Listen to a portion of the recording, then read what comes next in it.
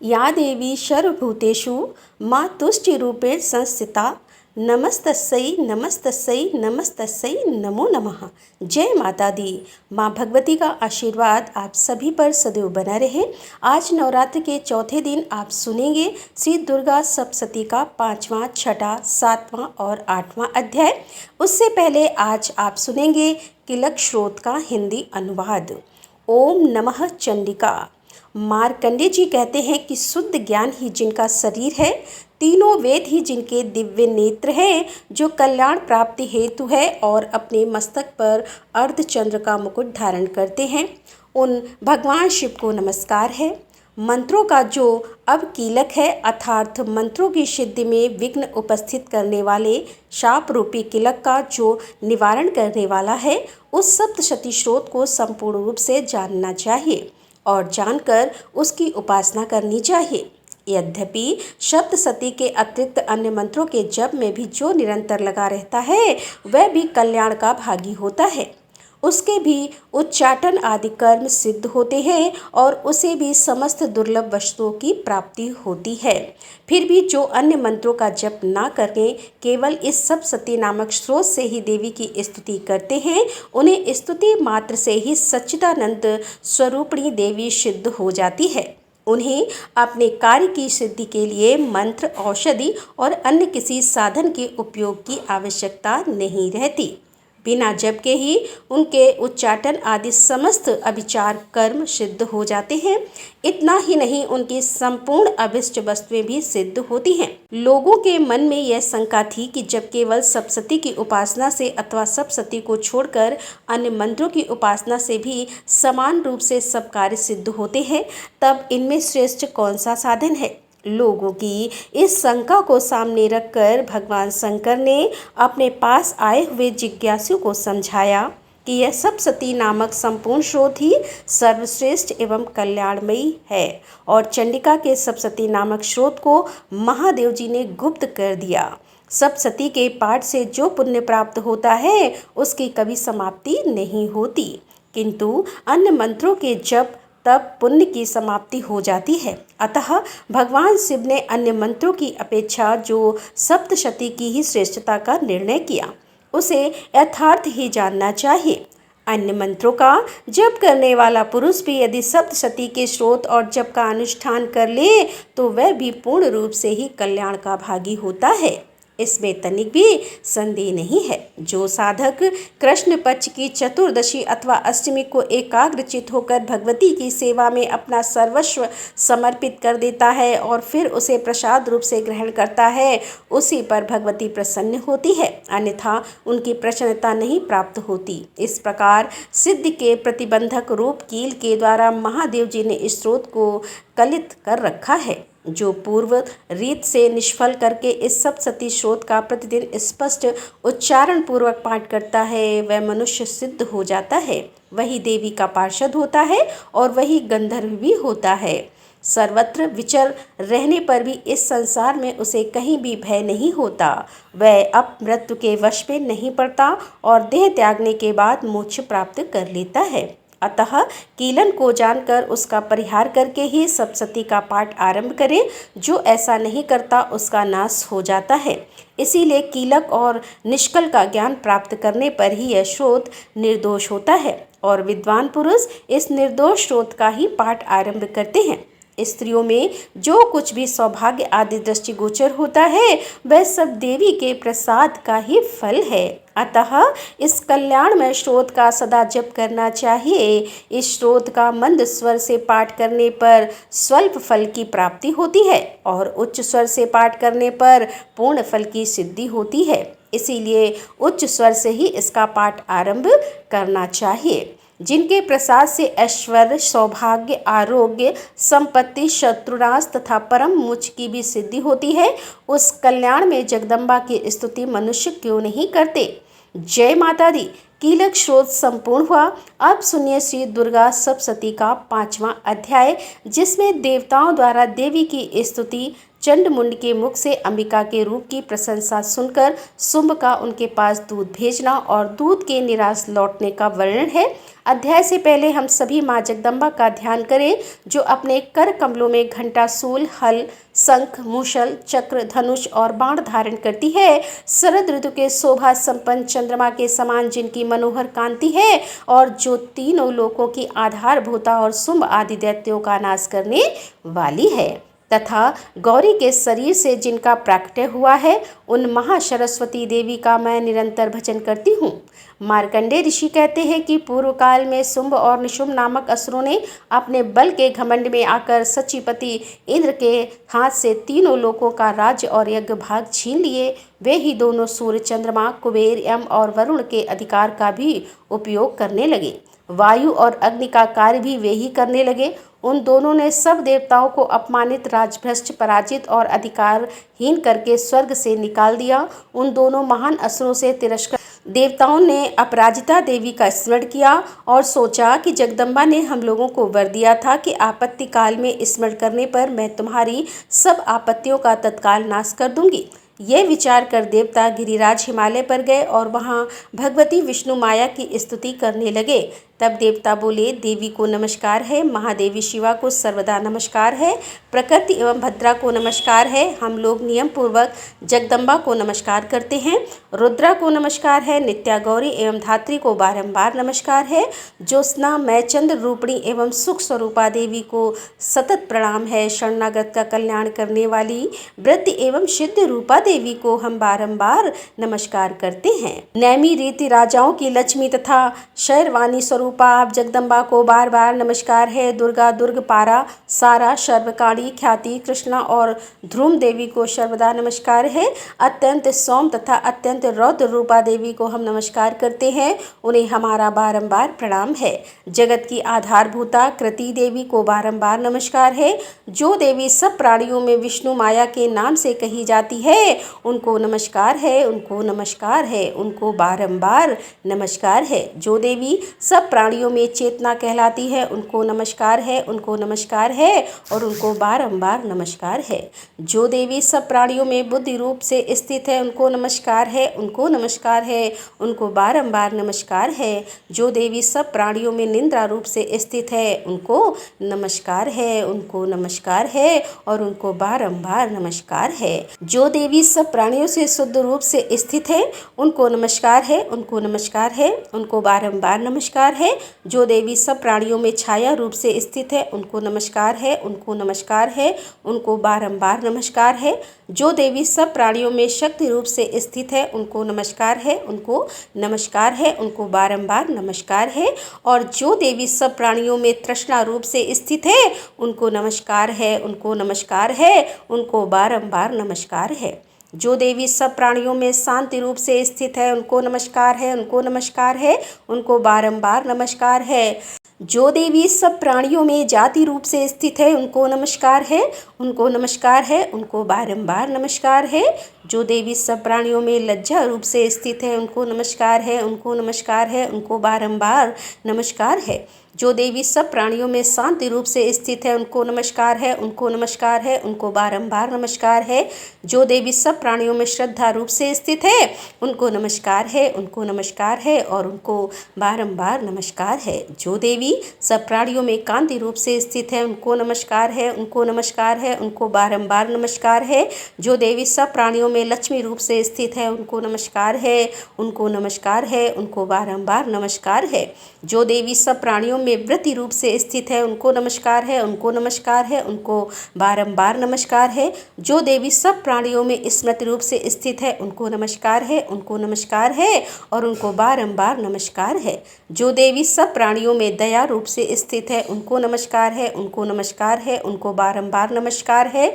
जो देवी सब प्राणियों में तुष्टि रूप से स्थित है, उनको नमस्कार है, उनको नमस्कार है और उनको मेरा बारंबार नमस्कार है। जो देवी सब प्राणियों में माता रूप से स्थित है, उनको नमस्कार है, उनको नमस्कार है, उनको बारंबार नमस्कार है। जो देवी सब प्राणियों में भ्रांति रूप से स्थित है, उनको नमस्कार है, उनको नमस्कार है, उनको बारंबार नमस्कार है। जो जीवों के इंद्रिय वर्ग की अधिष्ठात्री देवी एवं सब प्राणियों में सदा व्याप्त रहने वाली उन व्याप्ति देवी को बारंबार नमस्कार है। जो देवी चैतन्य रूप से संपूर्ण जगत को व्याप्त करके स्थित है, उनको नमस्कार है, उनको नमस्कार है, उनको बारंबार नमस्कार है। पूर्व काल में अपने अभिष्ट की प्राप्ति होने से देवताओं ने जिनकी स्तुति की तथा देवराज इंद्र ने बहुत दिनों तक जिनका सेवन किया, वह कल्याण की साधना भूताईश्वरी हमारा कल्याण और मंगल करे तथा सारी आपत्तियों का नाश कर डाले। उद्दंड दैत्यों से सताए हुए हम सभी देवता जिन परमेश्वरी को इस समय नमस्कार करते हैं तथा जो भक्ति से विनम्र पुरुषों द्वारा स्मरण की जाने वाली तत्काल ही संपूर्ण विपत्तियों का नाश कर देती है, वे जगदम्बा हमारा संकट दूर करें। मार्कंडेय ऋषि जी कहते हैं कि राजन, इस प्रकार जब देवता स्तुति कर रहे थे उस समय पार्वती देवी गंगा जी के जल में स्नान करने के लिए वहां आई। उन सुंदर भवों वाली भगवती ने देवताओं से पूछा, आप लोग यहाँ किसकी स्तुति करते हैं? तब उन्हीं के शरीर कोश से प्रकट हुई शिवा देवी बोली, शुभ दैत्य से तिरस्कृत और युद्ध में निशुंभ से पराजित हो यहाँ एकत्रित हुए यह समस्त देवता यह मेरी ही स्तुति कर रहे हैं। पार्वती जी के शरीर कोश से अंबिका जी का प्रादुर्भाव हुआ था, इसीलिए वे समस्त लोकों में कौशिकी कही जाती हैं। कौशिकी के प्रकट होने के बाद पार्वती देवी का शरीर काले रंग का हो गया, इसीलिए वे हिमालय पर रहने वाली कालिका देवी के नाम से विख्यात हुई। दैत्य शुंभ निशुंभ के भृत्य चंड मुंड वहां आए और उन्होंने परम मनोहर रूप धारण करने वाली अंबिका देवी को देखा। फिर वे शुंभ के पास जाकर बोले, महाराज, एक अत्यंत मनोहर स्त्री है जो अपनी दिव्य कांति से हिमालय को प्रकाशित कर रही है, वैसा उत्तम रूप कहीं किसी ने भी नहीं देखा होगा। असुरेश्वर, पता लगाइए वह देवी कौन है और उसे ले लीजिए। इस स्त्रियों में वह रत्न ही है, उसका प्रत्येक अंग बहुत ही सुंदर है और वह अपने श्री अंगों की प्रभा से संपूर्ण दिशाओं में प्रकाश फैला रही है। दैत्यराज, अभी वह हिमालय पर ही मौजूद है, आप उसे देख सकते हैं। प्रभु, तीनों लोकों में मणि, हाथी और घोड़े आदि जितने भी रत्न हैं वे सब इस समय आपके घर में शोभा पाते हैं। हाथियों में रत्नभूत ऐरावत, यह पारिजात का वृक्ष और उच्च श्रवा घोड़ा, यह सब आपने इंद्र से ले लिया है। हंसों से जूता हुआ यह विमान भी आपके आंगन में शोभा पाता है। यह रत्नभूत अद्भुत विमान जो पहले ब्रह्मा जी के पास था अब आपके यहाँ लाया गया है। यह महापद्म नामक निधि आप कुबेर से छीन लाए हैं। समुद्र ने भी आपको किंजल किनी नाम की माला भेंट की है जो केसर से सुशोभित है और जिसके कमल कभी कुम्भलाते नहीं। स्वर्ण की वर्षा करने वाला वरुण का छत्र भी आपके घर में शोभा पाता है और यह श्रेष्ठ रथ जो पहले प्रजापति के अधिकार में था अब आपके पास मौजूद है। दैत्य शबर मृत्यु की उत्कांति दैत्य नाम वाली शक्ति भी आपने छीन ली है और वरुण का पास तथा समुद्र में होने वाले सब प्रकार के रत्न आपके भाई निशुंभ के अधिकार में हैं। अग्नि ने भी स्वतः शुद्ध किए हुए 2 वस्त्र आपकी सेवा में समर्पित किए हैं। दैत्यराज, इस प्रकार सभी रत्न आपने एकत्रित कर लिए हैं। फिर जो यह स्त्रियों में रत्न स्वरूप कल्याणमयी देवी है, इसे आप क्यों नहीं अपने अधिकार में कर लेते? तब मार्कंडेय ऋषि जी कहते हैं कि चंडमुंड का यह वचन सुनकर शुंभ ने महासुग्रीव को दूत बनाकर देवी के पास भेजा और कहा, तुम मेरी आज्ञा से उनके सामने यह बातें कहना और ऐसा उपाय करना जिससे प्रसन्न होकर वह शीघ्र यहाँ चली आए। वह दूत पर्वत के अत्यंत रमणीय प्रदेश में जहाँ देवी मौजूद थी गया और मधुर वाणी में कोमल वचन बोला। दूत कहने लगा कि देवी, दैत्यराज शुंभ इस समय तीनों लोकों के परमेश्वर हैं। मैं उन्हीं का भेजा हुआ दूत हूँ और यहाँ तुम्हारे ही पास आया हूँ।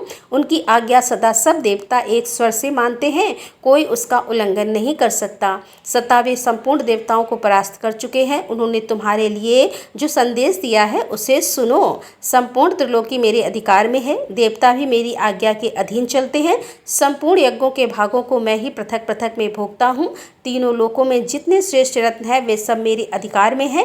देवराज इंद्र का वाहन ऐरावत जो हाथियों में रत्न के समान ही है मैंने छीन लिया है और क्षीर सागर का मंथन करने से जो अश्व रत्न उच्च शवाटन हुआ था उसे देवताओं ने मेरे पैरों पर पड़कर समर्पित किया है। सुंदरी, उनके सिवा और भी जितने रत्नभूत पदार्थ देवताओं, गंधर्व और नागों के पास थे वे सब मेरे ही पास आ गए हैं। देवी, हम लोग तुम्हें संसार की स्त्रियों में रत्न मानते हैं, इसीलिए तुम हमारे पास आ जाओ, क्योंकि रत्नों का उपयोग करने वाले हम ही हैं। चंचल कटाक्ष वाली सुंदरी, तुम मेरे या मेरे भाई महापराक्रमी निशुंभ की सेवा में आ जाओ, क्योंकि तुम रत्न रूपा हो। मेरा वरण करने से तुम्हें तुलना रहित महान ऐश्वर्य की प्राप्ति होगी। अपनी बुद्धि से यह विचार कर तुम मेरी पत्नी बन जाओ। ऋषि कहते हैं कि दूत के ऐसा कहने पर कल्याण में भगवती दुर्गा देवी, जो इस जगत को धारण करती है, मन ही मन गंभीर भाव से मुस्कुराई और इस प्रकार बोली। देवी ने कहा, दूत, तुमने सत्य कहा है, इसमें तनिक भी मिथ्या नहीं है। शुंभ तीनों लोकों का स्वामी है और निशुंभ भी उसी के समान पराक्रमी है, किंतु इस विषय में मैंने जो प्रतिज्ञा कर ली है उसे मिथ्या कैसे करूं? मैंने अपनी अल्प बुद्धि के कारण पहले से जो प्रतिज्ञा कर रखी है उसे सुनो। जो मुझे संग्राम में जीत लेगा, जो मेरे अभिमान को चूर्ण कर देगा तथा संसार में जो मेरे समान बलवान होगा, वही मेरा स्वामी होगा। इसीलिए शुंभ अथवा महान निशुंभ स्वयं ही मेरे यहाँ पधारे और मुझे जीत कर शीघ्र ही मेरा पाणी ग्रहण कर ले। इसमें विलंब की क्या आवश्यकता है? दूत बोला, देवी, तुम घमंड में भरी हो, मेरे सामने ऐसी बातें ना करो। तीनों लोकों में कौन ऐसा पुरुष है जो शुंभ निशुंभ के सामने खड़ा हो सके? देवी, अन्य दैत्यों के सामने भी सारे देवता युद्ध में नहीं ठहर सकते, फिर तुम अकेली स्त्री होकर कैसे ठहर सकती हो? जिन शुंभ आदि दैत्यों के सामने इंद्र आदि सब देवता भी युद्ध में खड़े नहीं हुए, उनके सामने तुम स्त्री होकर कैसे जाओगी? इसीलिए तुम मेरे ही कहने से शुंभ निशुंभ के पास चली चलो।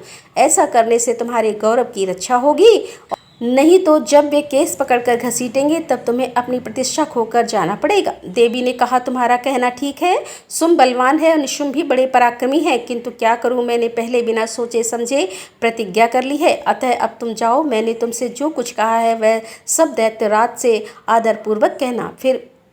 सब दैत्यराज से आदरपूर्वक कहना, फिर वो जो उचित जान पड़े करें। जय माता दी। इस प्रकार श्री मार्कंडेय पुराण में सावण मनवंतर की कथा के अंतर्गत देवी महात्म्य में देवी दूत संवाद नामक 5वां अध्याय पूर्ण हुआ। अब सुनिए 6ठा अध्याय, जिसमें ध्रुमलोचन वध का वर्णन किया गया है। अध्याय से पहले हम सभी माँ जगदम्बा का ध्यान करें। मैं सर्व गशर भैरव के अंक में निवास करने वाली परमोत्कृष्ट पद्मावती देवी का चिंतन करती हूँ। वे नागराज के आसन पर बैठी हैं। नागों के फनों में सुशोभित होने वाली मणियों की विशाल माला से उनकी देहलता उद्दत हो रही है। सूर्य के समान उनका तेज है। 3 नेत्र उनकी शोभा बढ़ा रहे हैं। वे हाथों में माला, कुंभ, कपाल और कमल लिए हुए हैं तथा उनके मस्तक में अर्धचंद्र का मुकुट सुशोभित है। मार्कंडेय जी कहते हैं कि देवी का यह कथन सुनकर दूत को बड़ा अमर्ष हुआ और उसने दैत्यराज के पास जाकर सब समाचार विस्तार पूर्वक कह सुनाया। दूत के उस वचन को सुनकर दैत्यराज कुपित हो उठा और दैत्य सेनापति ध्रुमलोचन से बोला, ध्रुमलोचन, तुम शीघ्र अपनी सेना साथ लेकर जाओ और उस दुष्टा के केस पकड़कर घसीटते हुए उसे बलपूर्वक यहाँ ले आओ। उसकी रक्षा करने के लिए यदि कोई दूसरा खड़ा हो तो वह देवता, यक्ष अथवा गंधर्व भी क्यों ना हो, उसे अवश्य मार डालना। मार्कंडेय ऋषि जी कहते हैं, शुभ के इस प्रकार आज्ञा देने पर वह ध्रुमलोचन दैत्य 600 असुरों की सेना को साथ लेकर वहाँ से तुरंत चल दिया। वहाँ पहुँचकर उसने हिमालय पर रहने वाली देवी को देखा और ललकार कर कहा, अरे तू शुंभ निशुंभ के पास चल। यदि इस समय प्रसन्नतापूर्वक मेरे स्वामी के समीप नहीं चलेगी तो मैं बलपूर्वक केस पकड़कर घसीटते हुए तुझे ले चलूंगा। देवी बोली, तुम्हें दैत्यों के राजा ने भेजा है, तुम स्वयं भी बलवान हो और तुम्हारे साथ विशाल सेना भी है। ऐसी दशा में यदि मुझे बलपूर्वक ले चलोगे तो मैं तुम्हारा कर क्या सकूंगी। मार्कंडेय ऋषि कहते हैं, देवी के ऐसा कहने पर असुर ध्रुमलोचन उनकी ओर दौड़ा। तब अंबिका ने हम शब्द से उच्चारण मात्र से उसे भस्म कर दिया। फिर तो क्रोध में भरी हुई दैत्य की विशाल सेना और अंबिका ने एक दूसरे पर तीखे सहायकों, अशक्तियों तथा फरसों की वर्षा आरंभ कर दी। इतने में ही देवी का वाहन शेष क्रोध में भरकर भयंकर गर्जना करके गर्दन के बालों को हिलाता हुआ असुरों की सेना में कूद पड़ा। उसने कुछ दैत्यों को पंजों की मार से, कितनों को अपने जबड़ों से और कितनों की महादैत्यों को पटक कर ओट की दाढ़ से घायल करके मार डाला। उस सिंह ने अपने नखों से कितनों के पेट फाड़ डाले और थप्पड़ मारकर कितनों के सिर धड़ से अलग कर दिए। कितनों की भुजाएं और मस्तक काट डाले तथा अपनी गर्दन के बाल हिलाते हुए उसने दूसरे दैत्यों के पेट फाड़कर उनका रक्त चूस लिया। अत्यंत क्रोध में भरे हुए देवी के वाहन उस महाबली ने क्षण भर में ही असुरों की सारी सेना का संहार कर डाला। शुंभ ने जब सुना कि देवी ने ध्रुमलोचन असुर को मार डाला है और उसके सिंह ने सारी सेना का सफाया कर डाला है।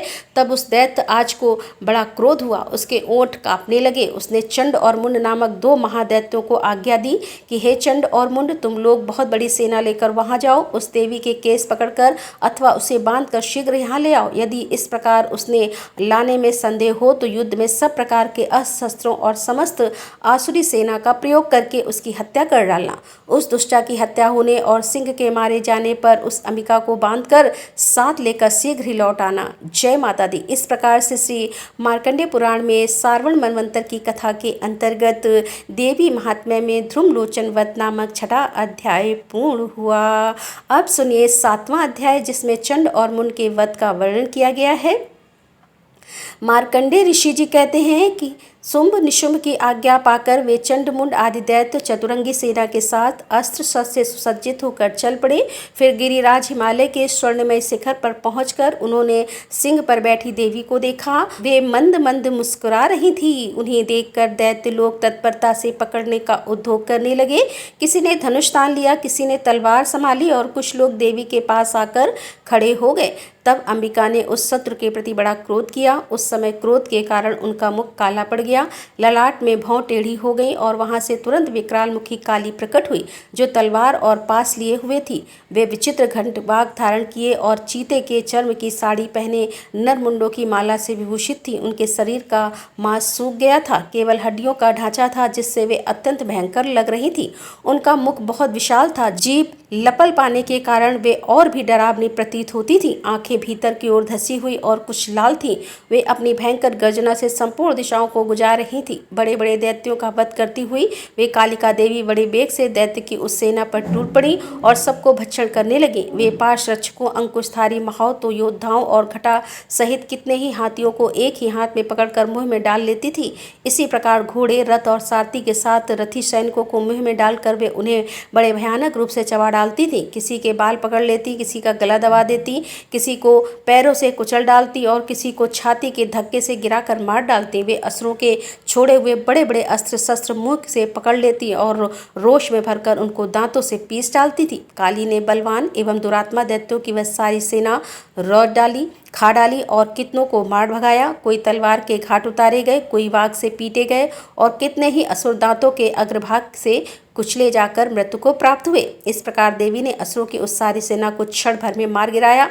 यह देखकर चंड उन अत्यंत भयानक काली देवी की ओर दौड़ा तथा महादैत्य मुंड ने भी अत्यंत भयंकर बाणों की वर्षा से तथा हजारों बाण चलाए। वे और चक्रों से उन भयानक नेत्रों वाली देवी को आच्छादित कर दिया। वे अनेकों चक्र देवी के मुख में समाते हुए ऐसे जान पड़ते थे कि मानो सूर्य के बहुतेरे मंडल बादलों के उदर में प्रवेश कर रहे हों। तब भयंकर गर्जना करने वाली काली ने अत्यंत रोष में भरकर विकट अट्टहास किया। उस समय उनके विकराल बदन के भीतर कठिन से देखे जा सकते वाले दांतों की प्रभा से वे अत्यंत उज्ज्वल दिखाई देती थी। देवी ने बहुत बड़ी तलवार हाथ में लेकर हंग का उच्चारण करके चंड मुंड पर धावा किया और उसके केस पकड़कर उसी तलवार से उसका मस्तक काट डाला। चंड को मारा गया देखकर मुंड भी देवी की ओर दौड़ा। तब देवी ने रोष में भरकर उसे भी तलवार से घायल करके धरती पर सुला दिया। महापराक्रमी चंड और मुंड को मारा गया देख मरने से बची हुई बाकी सेना भय से व्याकुल हो चारों ओर भाग गई। तब काली ने चंड और मुंड का मस्तक हाथ में लेकर चंडिका के पास जाकर प्रचंड अट्टहास करते हुए कहा, देवी, मैंने चंड और मुंड नामक इन 2 महापशुओं को तुम्हें भेंट किया है। अब युद्ध यज्ञ में तुम शुंभ और निशुंभ का स्वयं भी वध करना। मार्कंडेय ऋषि कहते हैं, वहां लाए हुए उन चंड मुंड नामक महादैत्यों को देखकर कल्याणमयी चंडी ने काली से मधुरवाणी से कहा कि देवी, तुम चंड और मुंड को लेकर मेरे पास आई हो, इसीलिए संसार में चामुंडा के नाम से अब तुम्हारी ख्याति होगी। जय माता दी। इस प्रकार मार्कंडेय पुराण में सारवण मनवंतर दुर्गा सप्तशती का 8वां अध्याय, जिसमें रक्तबीज वध का वर्णन किया गया है। और अध्याय से पहले हम सब मिलकर माँ भगवती का ध्यान करें। मैं अणिमा आदि सिद्धिम किरणों से आवृत भवानी का ध्यान करती हूँ और उनके शरीर का रंग लाल है, नेत्रों में करुणा अन्नपूर्णा लहरा रही है तथा हाथों में पास अंकुश बाण और धनुष शोभा पाते हैं। मार्कंडेय ऋषि जी कहते हैं कि चंड और मुंड नामक दैत्यों के मारे जाने और बहुत सी सेना का संहार हो जाने पर दैत्यों के राजा प्रतापी शुंभ के मन में बड़ा क्रोध हुआ और उसने दैत्यों की संपूर्ण सेना को युद्ध के लिए कूच करने की आज्ञा दी। वह बोला, आज उदययुध नाम की 86 दैत्य सेनापति अपनी सेनाओं के साथ युद्ध के लिए प्रस्थान करें। कंबू नाम वाले दैत्यों के 44 सेना नायक अपनी वाहिनी से घिरे हुए यात्रा करें। 50 कोटि वीर कुल और 100 धूम कुल के असुर सेनापति मेरी आज्ञा से सेना सहित कूच करें। कालक, दोहत, मौर्य और कालिके असुर भी युद्ध के लिए तैयार हों। मेरी आज्ञा से तुरंत प्रस्थान करें। भयानक शासन करने वाला असुर राज शुंभ इस प्रकार आज्ञा देकर सहस्त्र बड़ी बड़ी सेनाओं के साथ युद्ध के लिए प्रस्थान कर गया। उसकी अत्यंत भयंकर सेना आती देख चंडिका ने अपने धनुष की टंकार से पृथ्वी और आकाश के बीच का भाग गुजा दिया। तब देवी के सिंह ने भी बड़े जोर जोर से धारण आरंभ किया। फिर अंबिका ने घंटे के शब्द से उस ध्वनि को और भी बढ़ा दिया। धनुष की टंकार, सिंह की दहाड़ और घंटे की ध्वनि से संपूर्ण दिशाएं गूंज उठी। उस भयंकर शब्द से काली ने अपने विकराल मुख को और भी बढ़ा लिया तथा इस प्रकार वे विजय नहीं हुई। उस तुमुल नाद को सुनकर दैत्यों की सेनाओं ने चारों ओर से आकर चंडिका देवी, सिंह तथा काली देवी को क्रोध में पूर्वक घेर लिया।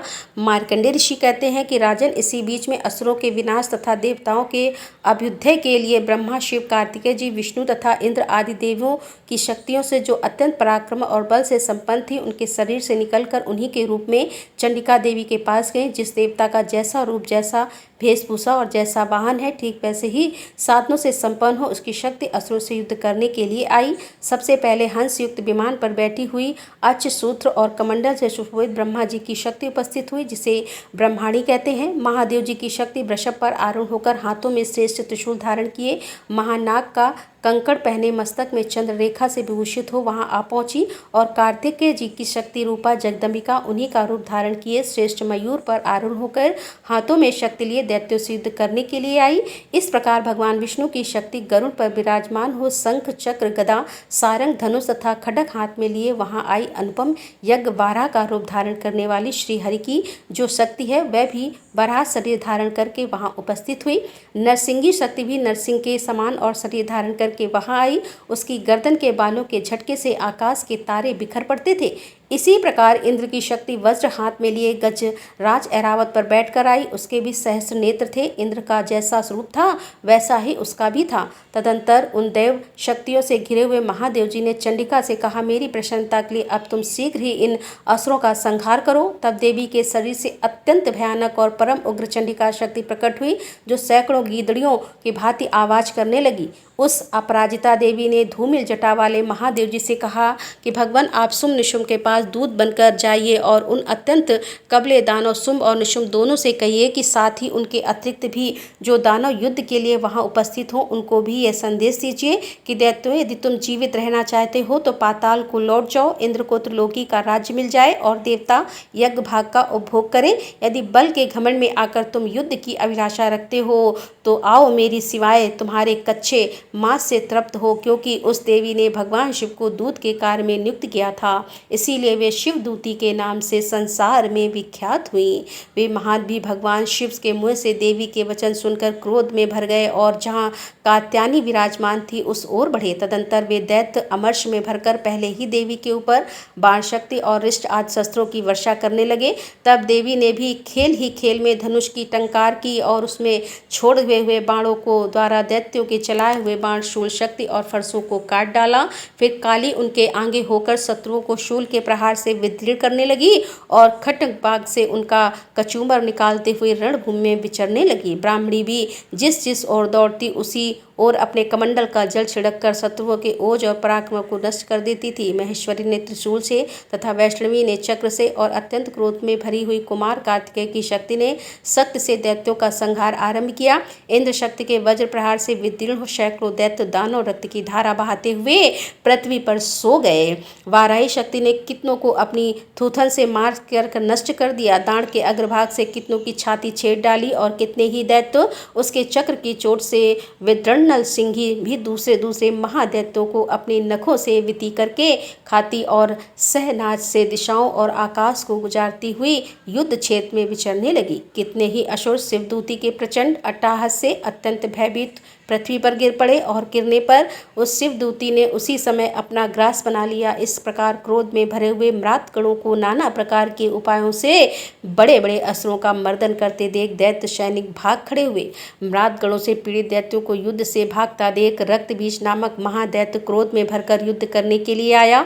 उसके शरीर से जब रक्त की बूंदें पृथ्वी पर गिरती तब उसी के समान शक्तिशाली एक दूसरा महादैत्य पृथ्वी पर पैदा हो जाता था। महास रक्तबीज हाथ में गदा लेकर इंद्र शक्ति के साथ युद्ध करने लगा। तब इंद्र ने अपने वज्र से रक्तबीज को मारा। वज्र से घायल होने पर उसके शरीर से बहुत सा रक्त चूने लगा, जिससे उसी के समान रूप तथा पराक्रम वाले योद्धा उत्पन्न होने लगे। उसके शरीर से रक्त की जितने बूंदें गिरी उतने ही पुरुष उत्पन्न हो गए। वे सब रक्तबीज के समान ही वीरपान, बलवान तथा पराक्रमी थे। वे रक्त से उत्पन्न होने वाले पुरुष भी अत्यंत भयंकर अस्त्र शस्त्रों का प्रहार करते हुए वहां म्रातगणों के साथ घोर युद्ध करने लगे। पुनः वज्र के प्रहार से जब उसका मस्तक घायल हुआ तब रक्त बहने लगा और उसने हजारों पुरुष उत्पन्न हो गए। वैष्णवी ने युद्ध में रक्त बीज पर चक्र का प्रहार किया और ऐन्द्री ने उस दैत्य सेनापति को गदा से चोट पहुंचाई। वैष्णवी के चक्र से घायल होने पर उसके शरीर से जो रक्त बहा और उससे जो उसी के बराबर आकार वाले सहस्त्र महात प्रकट हुए, उनके द्वारा संपूर्ण जगत व्याप्त हो गया। कुमारी ने शक्ति से वार आई खड़ग से और महेश्वरी ने त्रिशूल से महाद्रक्तबीज को घायल किया। क्रोध में भरे हुए उस महाद्रक्तबीज ने भी सभी म्रात शक्तियों पर पृथक पृथक प्रहार किया। शक्ति और शूल आदि से अनेक बार घायल होने पर जो उसके शरीर से रक्त की धारा पृथ्वी पर गिरी, उससे भी निश्चय ही सैकड़ों असुर उत्पन्न हो गए। इस प्रकार उस महात के रक्त से प्रकट हुए असुरों द्वारा संपूर्ण जगत व्याप्त हो गया। उसने उन देवताओं को बड़ा भय हुआ। देवताओं को उदास देखकर चंडिका ने काली से शीघ्रतापूर्वक कहा, चामुंडे, अब तुम अपना मुख और भी फैलाओ और मेरे शस्त्रपात से गिरने वाले रक्त बिंदुओं और उनसे उत्पन्न होने वाले महादैत्यों को तुम अपने इस उतावले मुख से खा जाओ। इस प्रकार रक्त से उत्पन्न होने वाले महादैत्यों को भक्षण करती हुई तुम रण में विचड़ी रहो। ऐसा करने से उन दैत्य का सारा रक्त क्षीण हो जाने पर वह स्वयं भी नष्ट हो जाएगा। उन भयंकर दैत्यों को जब तुम खा जाओगी तब दूसरे नए दैत्य उत्पन्न नहीं हो सकेंगे। काली से ऐसा कहकर चंडिका देवी ने सूल से रक्तबीज को मारा और काली ने अपने मुख में उसका सारा रक्त ले लिया। तब उसने वहां चंडिका पर गधा से प्रहार किया, किंतु उस गधा पात से देवी को तनक भी चोट नहीं पहुंचाई। तब रक्तबीज के यल शरीर से बहुत सा रक्त गिरा, किंतु जैसे ही वह गिरा वैसे ही चामुंडा ने उसे अपने विकराल मुख में ले लिया। रक्त गिरने से काली के मुख में जो महादैत्य उत्पन्न हुए उन्हें भी वह चट कर गई और उन्हें उनसे रक्तबीज का रक्त भी पी लिया और उसने रक्तबीज का रक्त भी पी लिया। तदंतर देवी ने रक्तबीज को, जिसका रक्त चामुंडा ने पी लिया था, वज्रपाण, खड़ग तथा रिष्ट आदि से मार डाला। राजा ने इस प्रकार शस्त्रों के समुदाय से आहत और रक्तहीन हुआ। महात रक्तबीज पृथ्वी पर गिर पड़ा। नरेश्वर, इससे देवताओं को अनुपम हर्ष की प्राप्ति हुई। असुरों के रक्तपान के मद से उदत्सा होकर नृत्य करने लगा। जय माता दी। तो दोस्तों, ये अध्याय संपूर्ण हुआ।